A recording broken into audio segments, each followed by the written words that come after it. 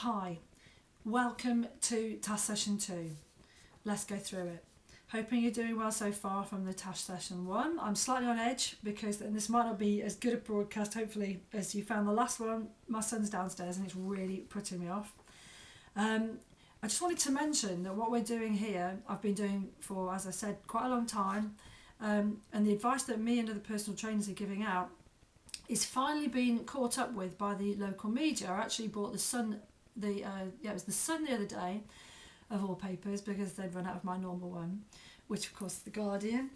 And in the Saturday supplement, they were advising very similar protocol to this. So it's just really nice to know that they are finally catching up with me and other personal trainers that advocate the same kind of protocol. And the reason it's catching on is because it really is the only way. This is the only way you're going to get results. Forget all the rest. It's essentially going back hundreds of years to how we used to eat and what was natural. It's that simple.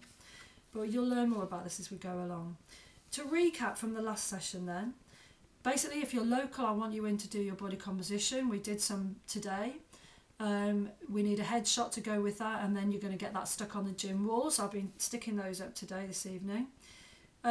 Also less meat, this is from last time, to make room for more good stuff. There's nothing wrong with meat, don't get me wrong, but we tend to have too much meat, too much carbs, too much sugar. We're going to start reducing all of those stage by stage, not too much at one time. And I want you to go way less sugar, as we mentioned. I'm going to give you more on why in a sec, but still not going the whole hog. I want you to get off your previous diets, no bars, shakes, low fat products, anything like that. If you can actually make a start, I might as well mention it, to try and get off as many unnatural products as possible. This is exactly where we're coming from. So get off your saccharin, your Diet Coke, your ready-made meals, stuff with additives and colourants, that kind of thing, and you will make a really good head start, and we will be covering that. And then the other thing was, have you made out your personal card yet? The unstoppable, I am a warrior, I am thin, everything as if in the present tense rather than what you want to be in the future. Lean, sexy, whatever. I wanted to show you where this is going in a way, what I call my oil barrels diagram. This is what I've just been saying, we can't do it all at once. So we're going to we come in slowly. Think of this as a long-term programme. It's lifelong. This is how I want you to be for the rest of your life. You can't go far wrong then. Be patient and follow it to the letter if possible. And I'm going to lead you right through it. Let me just show you this diagram. Don't know if you can see. If you imagine all of these barrels, some are positive and some are negative. We're trying to get rid of the negatives and add in the positives. With some of the negatives, we're going to always allow you a little leeway. We get caught out, and also there's pleasure in life. We don't want to take everything out. The red indicates where we're at so far. So if you look at the sugar, for example, I've advised you. So the advice is only like a little slice of where we want to go. And eventually we want to get it right down to sort of 2% of your diet, or even 0 if you suspect you have candida, which we'll talk about in a sec. Wheat, that's an empty box at the moment, but in the future we want to get all of that red as well. I won't go through all of these now, but alcohol, we want to get this right down. And I've not given you any advice, so there's no red yet on that. So you can see the barrels as they stand now, that the positives are, for example, a positive is me time. If your endocrine system is out of whack, if your adrenals are fatigued, that has a knock-on effect which will prevent you from losing weight. The same with not getting enough sleep. So it's really important that sooner or later we get the whole of that in the red as well. I'll really quickly race through what's in here so you know what's coming up. Sugar, wheat, alcohol, bad fats, dairy, ready meals, diet shakes and bars, these are all negatives, starchy carbs and white foods, junk, caffeine, any more negatives, emotional drains, and supermarket meat. So we really want to get you off that ASAP. A big marker for that because I've now said it. Positives then, exercise, we started that, that's one I forgot to mention, the 30-30 thing from last time. Leading into your more hardcore exercise in the future, possibly. Veggies, these are all positive. Organic meat, good fats, juice, which will eventually be only vegetable juices, which I can give you some lovely recipes for. Eggs, seeds, nuts, omega-3 type products and fish. Good carbs, fluids, And that's it for the positives. So just to give you some ideas, I'll probably find 2 more or something that I want to add on. Coming back to this week, just so you've got an idea of where it's going, I'm not going to hold you up for too long. We want girth measurements. I wanted to quickly discuss how to do this. I am going to put this all up on the site tonight, all body composition and what it means, and girth measurements and how to do them. But basically the fullest part of the bust, the thinnest part of the waist, and if you measure 5 inches up from your patella or the knee bone, make a little mark and then take the measure round for your thigh measurement. I mean, girth's quite important, more important in some ways than weight. Body composition is also important. How your clothes fit is probably your best indicator. So find a pair of trousers and see how they feel as we go through this. Excuse me. All the body composition readings that I did today will also go up on the site. Right, this week, I want you to have breakfast every day, even if it's a small one. If you're not used to having breakfast, get used to it. It's really important. It is literally breaking the fast. Get off all cereals. What they do with cereals, they take the grain, they take out the best of it, turn it into a pulp, add the best back in the form of false vitamins and minerals, and then package it as cereal. It's like you walking down the street, somebody mugging you, stripping you of everything, and then handing you back your trousers, say. It's ridiculous. If you had a big carby meal late at night the night before, though, I've had this recently, went out, ate out late, next morning I just didn't have an appetite, and the reason being you still got too much in there. Then we would maybe go without breakfast, go with how you feel and what your hunger feels like. And then you might have a late breakfast, say. Sorry, my throat's going, so I've been talking all day. Been a busy day today. Ideas for breakfast. Gluten-free bread. If you're hay, then we've got fantastic gluten-free bread in the deli. With eggs or fish, say. Good protein, fill you up. Smoothies. At the moment we can do fruit and veg, but we will pare that down to just veg at some point. Muesli, which has been unsweetened, which you can sweeten for now with bananas. I'm trying to get your taste buds used to different experiences.